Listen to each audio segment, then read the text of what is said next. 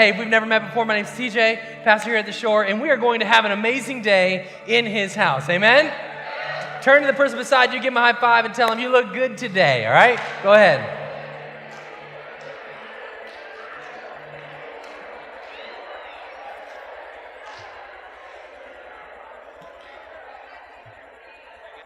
All right, church family, how you doing? What a great day. Hey, I want to introduce to you a friend of mine. Some of you may remember my friend Dan from a couple years ago, but our church has grown quite a bit over the last couple years, and so I want to reintroduce Dan to some of you and introduce him for the first time to many of you. Dan lives in Durban, South Africa, and he is our strategic partner there. And Dan, why don't you introduce yourself a little bit and kind of what you do and where you're at?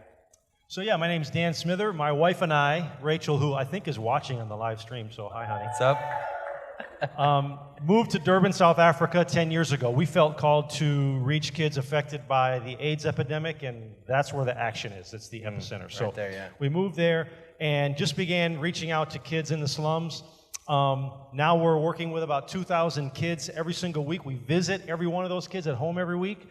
And we have programs throughout the week: sports, music, education, of course, our choir that was here in 2015. Yeah. One of the things we do, as the ministry has grown numerically, it's also developed as the kids grow up. That's just what they do. So we have, with the help of the Shore, started this skills training center. Just recently launched. It's still kind of developing, but with what we call our M&Ms group. And we've got things like they're learning woodworking to like refurbish old furniture, and here's there's a picture of that, learning about the tools, and also like a media production thing. There's kids who are actually learning to write code. Awesome. We're trying to figure out things that they can do because youth unemployment is 75%. So we're trying to figure out things they can do, not to have to find a job, but just make a job. Yeah. So that's one of and these kids, no one in their family has ever had a job in their whole history of their family. So they'll be the first one. They'll be really, we talk to them a lot about being the Joseph of their family, the one who makes it out. So, it's just been incredible what God's done. So powerful. And for a little frame of reference, he has 4 daughters. I do. And the youngest one was 6 weeks old? She was 6 weeks old when we moved to Durban. When we moved, there was nothing. I mean, we didn't even really, I wouldn't put us as a model of like how to do it. We just, it was definitely it was a unique God thing that we did. And as soon as the doctor gave us permission to fly with Cece, who was 6 weeks old, we left. Wow. And 10 years later, here you are, 2,000 kids you minister to every single week. That's fantastic, isn't it? That is so cool. Now, Dan was sharing with me a story last night about his pinky finger. Can you share? Or my lack thereof. Lack thereof. Can you share that story with all of them? I think it's incredible. Go ahead. Yeah. So long before we moved to Durban, South Africa, I was 19 years old. Yeah. And I was playing basketball and I dunked a basketball. I can't do that anymore. I'm 45. Those days are over. But I did, and when I did, my finger got stuck in the net, and sort of ripped and twisted and fell down on the ground. And so, not a good day in my life. No, not a good day. Not at all. I'll spare you the details. I'm sure some of you are going to lunch after this, so we'll just leave it at that. So, not a good day, and just all kinds of things sort of were happening around that. It was bad thing. Yeah. Fast forward. I'm 32. I'm in Durban, South Africa. We're doing one of our very first kids clubs. Just maybe a dozen kids, 15 kids, and I would just put out one of those blue tarps. And like a Home Depot tarp, and kids would sit down, and we would do our thing. Well, we were done. I'm cleaning up, fold up the tarp, putting it away, and these kids are going home, but 2 kids were just staying. Twins, a boy and a girl, about 4 years old, and they're just like this, looking at me. And I get that a lot because for a lot of our kids, I'm the first and only white guy they've ever seen. And so in a country where they remember apartheid and all the racism that's there. They've heard all kinds of things about white people, and so they're trying to figure me out. So I kind of figured I knew what was going on. So I went over there and I said, "Hey guys, how you greeting them, talking to them," and they didn't say a word. They're just looking at me like this, right? So at the same time, they both go like this to show me that they are both missing their pinky finger, the top, just exactly like mine. And now at this point, now I'm going, So I found out that day that within the Zulu nation, which is we work among the Zulu people, there's this highly honored, venerated clan, the Ngubane clan. And so because it is such an honor to be a part, you can't fake it. When you're born into the Ngubane clan, they clip the top of that pinky finger, and that's proof that you are legit Ngubane. Yeah. So they could not figure out how I was a part of this venerated Zulu clan. Like, they were trying to put that together. They could not. And, it's amazing how many doors that has opened for me in communities, because they always notice, and they're looking for it. They're looking for it. And so it's opened so many doors for me and given me acceptance in places where I maybe otherwise would not have. God knew that when I was 19. And when I went through that just hold on, Dan, I'm doing something here. Just give it a minute. So you're not going to need this. Yeah, exactly. Actually, it's going to help you. Yes, yeah, exactly. What an incredible story, right? Isn't that awesome? Wow. On perhaps what is the worst day of your life turns into a divine moment to kind of appoint you for this ministry. That's awesome. Oh, okay. So in October, I challenged you guys to give $1 on one day. Does anybody remember that? Everybody gave $1 one day, and we took all those dollars and we put them together, and we sent that money to Dan. So that total was about $500. We sent it, and we sponsored a girl named Apiwe. Can you tell our church what that money did for Apiwe and kind of give us an update on that? So this is a girl who, and our kids have kind of varying needs, but this is a girl who kind of needs everything. I mean, she just needs it all. So she gets a food parcel each month. She gets to go to school, which she otherwise wouldn't have been able to do, because in South Africa, you have to pay school fees to go. It's not just free. So you have to pay to go to school. And it's only about $100 a year U.S., but when you're an orphan, that might as well be $1 million. It's money you don't have. And so she gets brand new shoes and a school uniform and all her school supplies. Yeah. She gets, obviously involved in all of our programs and all that transportation. So for this girl, life-changing. I mean, for $1, come on, that's $1. Yeah. But it has literally changed the trajectory of this girl's life and her destiny. And we've got to provide that for an entire year, right? Exactly, for an entire year. That's incredible, isn't it? Because we decided, let's give $1 and see what God can do with $1. Yeah. Apiwe is now taking an entirely different direction in her life. That's cool, right? Man, Dan, give it up for my friend Dan. Isn't he awesome? Thank you, bud. Thank you. Good morning. All right, so we are in this series called UnScripted. And UnScripted is all about what do you do when life goes off script. Have you ever had an off script moment, like your life went according to not your plan, but some other person's plan or some other plan in life? You ever been there before? Yeah, I've been there too. And so sometimes life kind of goes off script. And throughout this series, we've talked about these unscripted moments. And we started on Easter Sunday where we talked about how the disciples were following Jesus. And Jesus was supposed to become the king of the Jews, the king of Israel, and overthrow the Romans and reestablish the kingdom, and then he died. Unscripted moment, right? And they had a choice to respond in fear or faith. And when Jesus rose from the dead, they responded with faith. And the next week we learned about a woman who was caught in the act of adultery, thrown before Jesus, and wondering what was going to happen in her life. And Jesus showed her so much grace, so much truth. And in that moment, she began to believe and follow Jesus as an act of faith. Last week, we talked about a man named Bartimaeus, which I got to tell you, Mark chapter 10, such a wonderful chapter. Bartimaeus' story, I just get so much out of that chapter. And it was by faith that his eyes that were blind became open. Jesus said, "Go, your faith has healed you." So throughout this series, we've seen this element of faith. And I'm so glad that Dan is here today because he's a faith hero for me. I get to see what he does, and it inspires me to have more faith. Getting off an airplane with a 6-week-old going, I don't know what's going to happen, but God's going to do something, right? Like he just believes. And to hear stories of what God has done to provide for them. And incredible stories of faith. Huge faith. And today, I promised you last week, we're going to dive into faith. We're going to talk about it. We're going to learn about it. We're going to see how we can put faith in action in our lives. We're going to continue this series called UnScripted. Now, if you're taking notes, we're going to go to a passage of Scripture in Hebrews chapter 11. And I'd love it if you just kind of wrote down a couple thoughts on this. But Hebrews chapter 11, verse 1, the verse is going to come up on the screen. This is the verse or the passage on faith. It is the faith kind of hall of fame. And it starts out like this in Hebrews chapter 11, verse 1. It says, now this, now faith is confidence in what we hope for and assurance about what we do not see. There's two words that really stand out in this. It says faith is confidence.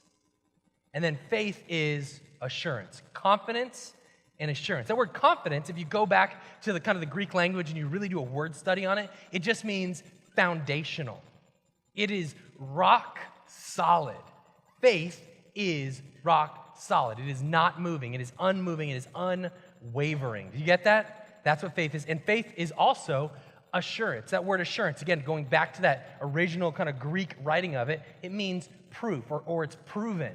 So like it's already seen as done. It has proof. There's evidence for it. And so faith is rock solid. Faith is proven. But look what he pairs, the writer pairs with these two words, the rock solid and the proven. He says faith is confident, so rock solid in what we hope for. Now, is hope rock solid?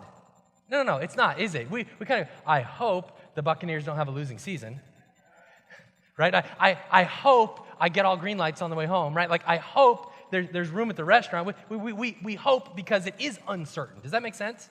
Yet he couples this word for rock solid foundation with the thought of hope.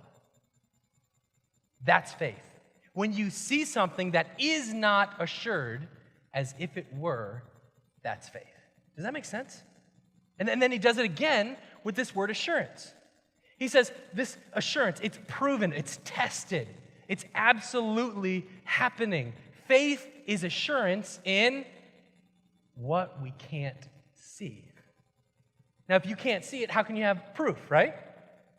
But that's what faith is. Faith is absolutely standing on the rock, being certain and sure, even though it may not be with your eyes. Here's a way of thinking about it. If you take notes, you can write this down. If you're not taking notes, you can write this down. Okay. Faith is believing before we see. Faith is believing before we see. Or you could say it like this. Faith is seeing before you see. Seeing it as reality before it's ever possible. I was talking to Dan last night. He said, when I got on the ground in Durban, South Africa, I saw what we're experiencing now, 10 years later. I mean, I didn't see it, but I saw it with my faith. Does that make sense? You ever been there before? Where you're like, man, I really wish this thing would happen, but then God puts this seed of faith in you and you see it before you see it. That's what faith is. Faith is seeing before you see. And I believe that God wants you and I to live that kind of way, where we see before we see, where we have this rock solid, foundational, proven approach to life. That is faith. That is moving forward. That is what God wants us to build our lives on. And so the writer of Hebrews starts out the chapter with, this is faith. Even when you can't see, you believe. Even when it doesn't look like it's possible, you still believe. And then he goes on and he lists a ton of characters from the Old Testament. He starts at the beginning and he just goes through and he says, this person did this by faith. And this person did this by faith. This person did this by faith. And he goes all through a whole list of people. And it's like he's saying, they had faith, they had faith, they had faith. Now you do the same thing. You live with this imitation of their faith. Live the way they lived. Act the way they acted because they had faith. They acted in faith. Live with that same sort of faith. But what kind of faith is it that they had? It's this kind of rock-solid faith. But then he goes a little further. In this same chapter, chapter 11, we get to see he takes it a step further. He says this, all these people were still living by faith when they died, which, to be honest, is not very encouraging, is it? TJ, wait. They died and they didn't get what they had faith for? Yeah, but hang on, it gets worse. Come, okay. They did not receive the things promised. What? This is supposed to be encouraging, church. But they didn't receive it yet. They only saw them and welcomed them from a distance. They see something in the distance. What is it that they see? What is it that they're longing for? What are they building their life on in faith? Well, the passage continues. It says this: if they had been thinking of a country that they had left, they would have had the opportunity to return. So they're not thinking of an earthly thing. They're not thinking of a destination here on earth. Otherwise, they just would have gone there. They're thinking on a different level. Their faith is in a different position. Instead, they were longing for a better country, a heavenly one. See, faith is not rooted on earthly things. It's not proven in earthly things. It's not proven in the things that we have here. It's not rock solid. See, their longing and their desire was for something heavenly. They did not even receive it. See, we get something different here. Heaven came to earth in the form of Jesus, didn't he? So we get to see some of the promise that they had that they never got. We get a piece of that, don't we? We get the assurance of Jesus Christ. We get the rock solid foundation of who he is. And that's awesome. And we get to walk and we get to journey in faith. Now, what's interesting in all of this is that as the writer of Hebrews is writing this, he's actually writing completely counterculturally to the existing mindset. You see, there's two major groups of people that would have read this text. The Hebrews, the Jewish people, which this book is titled after, Hebrews. But then it was also distributed beyond them to what would be known as the Gentiles, people who were educated in the Greek system. And a Greek state of mind, their main thought process would be, is I will believe it when I see it. Have you ever said that yourself? Believe it when I see it, right? Like, the Bucs are going to have a winning record this season. Believe it when I see it, right? Like, that's just that's our mentality with some things, right? We believe it when we see it. And that was the prevailing thought. In fact, it was so across the board that anyone who believed before they saw was considered simple and uneducated. That you were second class. If you believed something without seeing it, you were gullible and stupid. Have you ever met people that talk like that? You ever been around people that say, well, you're a Christian? Oh, yeah, whatever. That's just fairy tales, pixie dust. Yeah, go ahead, do your thing. See, what they don't get is that faith requires believing before you see. That's what faith is. And in this vein of I'll believe it when I see it, Paul writes, in the face of that, believe before you see. In fact, he says it again in 2 Corinthians. He says this: for we live by faith, not by sight. If you live by only what you can see, your life will be very shallow. But if you live based on what God has shown you with a faith vision, the world begins to grow. Your influence begins to grow. Your life begins to grow. Does that make sense to everybody? If I believed what I saw, I wouldn't be here today, because I did not see myself as this kind of person. Dan would not be in Durban, South Africa, if he only worked with what he saw. But by faith, we act, right? And so God opens up the world to us as we act in faith. That is so critically important. Now, with this mindset, I'll believe it when I see it from that Gentile or Greek perspective versus I believe it before I see it, which is a person of faith, their perspective, which I'm going to guess that a lot of people in this room believe before you see, right?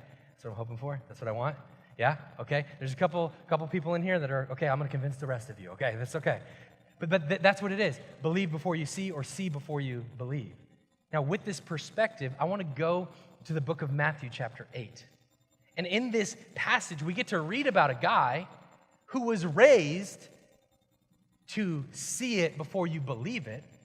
But when he comes to Jesus, he believes it before he sees it. And I think it's an incredible example for you and I to follow in our everyday life. You guys ready for this? Okay, two of you, we're gonna do this. Okay, Matthew chapter 8, verses 5 through 10. When Jesus returned to Capernaum, a Roman officer came and pleaded with him. Now, this is a Roman, right? And the Romans were Gentiles. They were Greek-educated people. So his mindset, the way he was raised, was what? He would see it before he believed it. Every day. Show it to me, show me the facts, show me the proof, and I'll do it. Right? That's what I want. That's what I want to see. Show me the facts, show me the proof, and I'll do it. But something in this man changed. He went from show me and I'll believe to believe so that I can see. He flipped the order. What was the catalyst for this? Well, check this out. He says, Lord, my young servant lies in bed paralyzed and in terrible pain.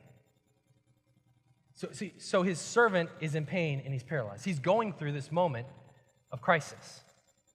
Have you ever gone through a moment of crisis and it drew you closer to God? Right? How about this man has probably tried everything. He was powerful. He had influence. He probably tried every doctor he could. He probably did everything he could. And his last resort was Jesus, right? That's probably what happened. And he goes, my last hope is Jesus. So he went and found Jesus. This man who was, I'll see it before I believe it, went from, I'm going to believe it so that I can see it. And the reason he made that switch is because life was going off script. Sometimes our greatest hardships are our greatest blessings because they draw us closer to God. You learned that with Dan, right? That opened doors for him when he lost part of his finger. That opened doors for him in another part of the world that he wasn't even thinking of. God changed the trajectory of his life. This Roman soldier is experiencing the same thing. In a moment of desperation, in a moment of hardship and heartache, he comes to Jesus. Now, the passage continues like this. Jesus said, I will come and heal him, which you and I would go, that's awesome. Let's do this. That was easy, right? Like, I came to Jesus. I said, he needs help. He said, I'll heal you. Okay, let's go. But the man doesn't do that. Because he's not been a believer in Jesus. So Jesus is probably is this last resort. So he's like, okay, if Jesus can heal him, I believe he can heal him. Here's what we're going to do. But the officer said, Lord, I'm not worthy to have you come into my home. Have you ever felt unworthy? Have you ever felt like your mistakes have separated you from God? That what you've done, you don't really deserve this, but you really want it anyway, and you just kind of ask God, will you forgive me? Well, can you work in my life? God, I'm not really worthy of this, but God, I believe you can heal me, so if you can, please do that. I've been there. I understand what this man is feeling. Because I'm not worthy for you to come into my home. And then look at this. Just say the word from where you are, and my servant will be healed. You don't even have to come to my house. I believe that even right where you stand, if you say he's healed, he'll be healed. Talk about believing before you see, right? Like how many of you would be like, cool, Jesus is coming. I want to see this guy heal this other dude, right? Like I want to see that with my own eyes, but he doesn't do that. He just says, he shows his faith to Jesus right there. Just say the word right where you stand, and he will be healed. That's pretty incredible, isn't it? And then he goes on to explain this kind of faith he has. He goes on, he says, I know this. I know that he'll be healed because I am under the authority of my superior officers, and I have authority over my soldiers. I only need to say go, and they go, or come, and they come. And if I say to my slaves, do this, they do it. So he's saying, I know you have the authority to do this because when I say do something, the people around me do it. And when my superiors say do it, I do it. There's this authority that I possess, and there's this authority that others possess. And you, Jesus, you have that authority. You have that authority that right where you stand, you can say, be healed, and they'll be healed. That's pretty incredible faith, isn't it? I love this next part. Jesus heard this. He was amazed. Do you know how hard it is to amaze Jesus? Like, think about that for a minute. This is the Son of God. This is the creator of the heavens and the earth that spoke, let there be light, and light was formed. He spoke the earth into existence. He breathed the breath to create man. And the creator is conversing with the creation, and Jesus is amazed by this man. That's pretty tough to do, don't you think? It's almost like Jesus is having an unscripted moment of his own. Where he's, another sick person. Okay, I'll go heal him. Stop. Did you just tell Jesus to stop? Yeah, he did. Okay, that's cool. I know you can heal him right there. That's pretty incredible, isn't it? Jesus is amazed. Turning to those who were following him, he said, I tell you the truth, I haven't seen faith like this in all of Israel. So Jesus doesn't even respond to the guy. The Roman guy walks up to him and he's like, stop, don't come to me, you can do it. And he's just like, bro, hang on a second. Y'all see this? You see this guy right here? That's faith. Y'all need to learn something from this guy. Because I haven't seen faith like this in all the Jewish people around me, all the people that believe in me as Christ, the Messiah. Y'all got some faith, but this is some real faith going on. Does that make sense? It's incredible. Jesus is stopped. It'd be like you and I, like a guy just walks on the basketball court in the NBA, blindfolds, and just starts draining threes, like just by himself, like just, that's incredible, right? We'd be like, whoa, that's kind of awesome. This is Jesus and his bros going, whoa, that's kind of cool. And so here he is saying, I tell you, I haven't seen faith like this in all of Israel. And then the passage concludes with Jesus addressing this man. Then Jesus said to the Roman officer, go back home, because you believed, it has happened. And the young servant was healed at that same hour. Now that is pretty cool, right? But it is faith that led to that destination. It is faith that stopped Jesus in his tracks, and he just goes, wow. I think it's the only time in the Bible Jesus says, wow. Whoa. But I think Jesus wants to say it more. I think he wants to say it about you in your life. How many times do you think your faith has amazed Jesus? Maybe on my good day once, right? Like, is that what you're thinking? That one time, okay. How many times has your faith amazed Jesus? I can't help but think of Peter. He's pretty ambitious, pretty full of faith. He's in a boat, there's a storm going on. Jesus is walking by on the water. And Peter says, if you say come out to you, I'll come out to you. And Jesus is like, all right, let's see if you can do this. Come on. What does he do? Jumps out of the boat. Now, this is kind of TJ's version. But if I'm Jesus, I'm just going to go, let's see if he can do it. When he jumps out of the boat, I'm kind of going, oh my gosh, he's doing it. Like he's really going to do, angels, get over here. You got to support this guy. Like catch his feet as he's walking along. Like that's what I'm thinking, right? Like I think that moment amazed Jesus too. See, I think there's sometimes in our life where we can, not that Jesus doesn't know everything, but I think sometimes our faith can be amazing to him. I think sometimes our faith can go, whoa. I think sometimes we need to take those steps more often. Because the life lived in faith is a growing world. The life lived in faith is changing the world. The life lived in faith isn't just about you, but it's impacting those around you. We need more of that in our life. We need more of that in our world, don't we? See, faith is so key. But you know what's cool is? Any amount of faith will do.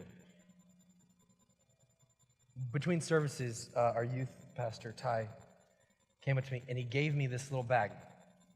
And there's one little teeny tiny seed in here. You can't even see it. I know you can't. It's right there, teeny tiny. It's a mustard seed.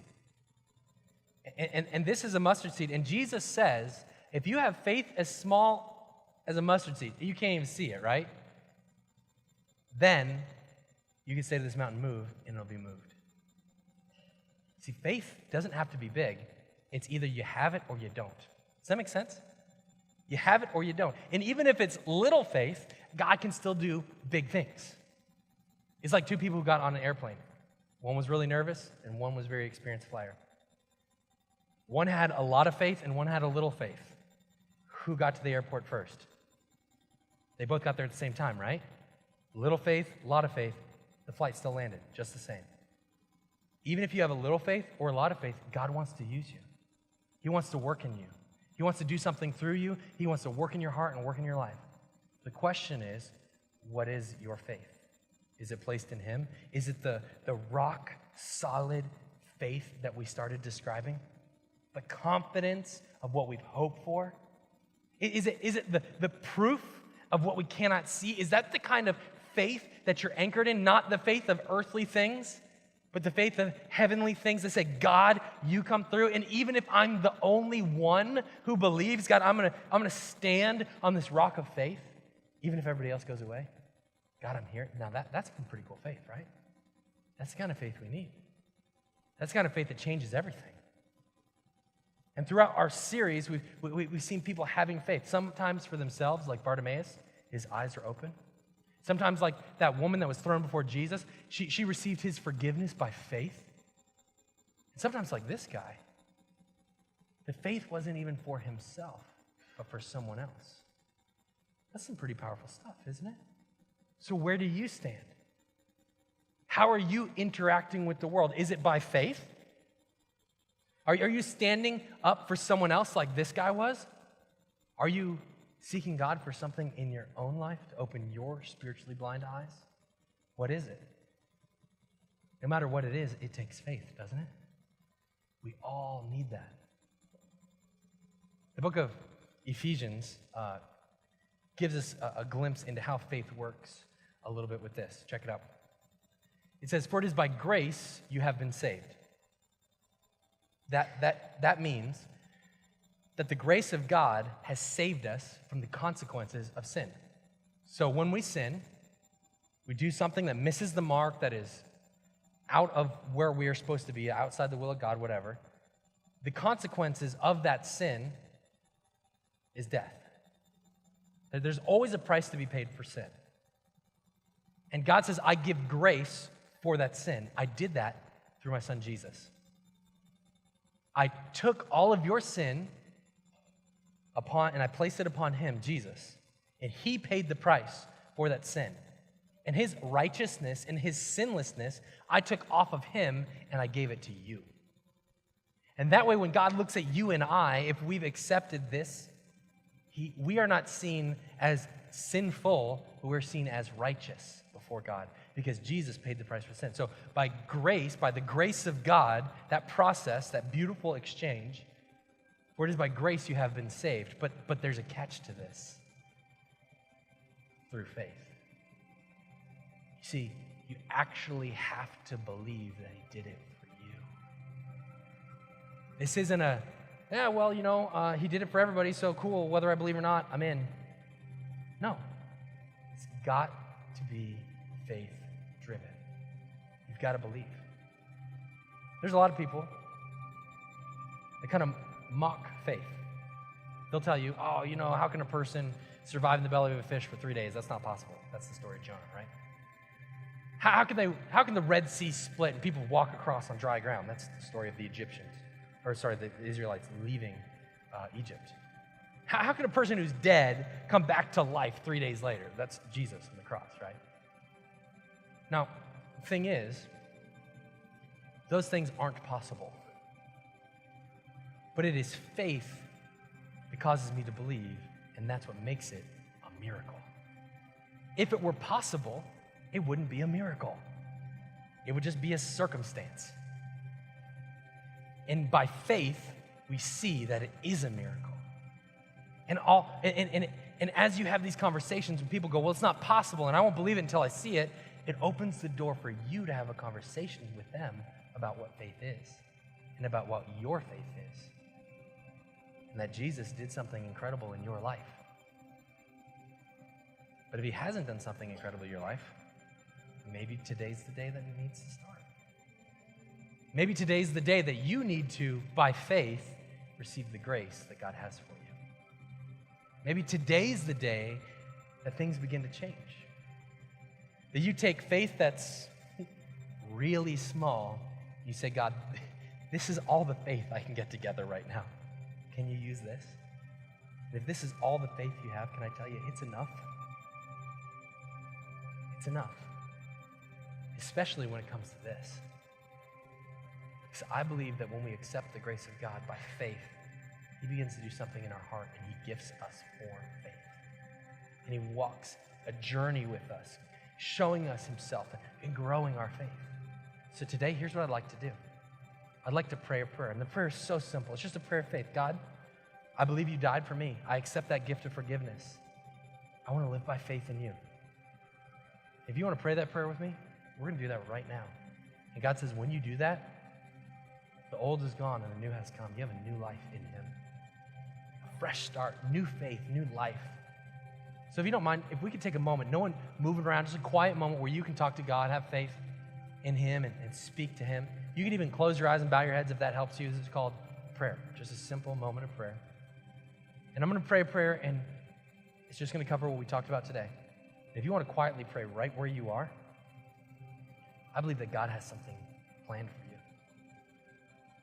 Whatever your next step of faith is, whether it's praying for someone else in faith, praying for a need in your own life in faith, or giving your life to Christ, surrendering to him, accepting the grace by faith. Today we're going to pray. And my prayer is that you would use your faith and direct it towards him and say, yes, I believe. Father, thank you. Thank you for dying in my place.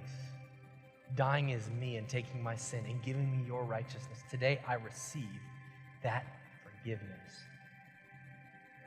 And I pray that you would make me new. That my hope, Lord, would continue to be in you. But more importantly, that my faith would always be on you. Give me new life in you. And Father, as my faith grows, I pray that I would step out more. I'd impact the world around me. That you'd show me what my next steps are, how I can impact the people near me, that I can change lives around the world, God. I pray that I would act and move by faith. Thank you, God, for all you've done for me. I'm yours forever. In your name we pray. Everybody says, amen. Why don't you put your hands together if people just prayed that prayer. Thank you so much for joining us online today. If you prayed that prayer with us, we would like to help you on your spiritual journey. If you don't mind going to theshorechurch.com or emailing us at hello@theshorechurch.com, we can send you some information to start this spiritual journey of faith. And of course, we'd always love to see you in person at The Shore Church, 3375 Fruitville Road.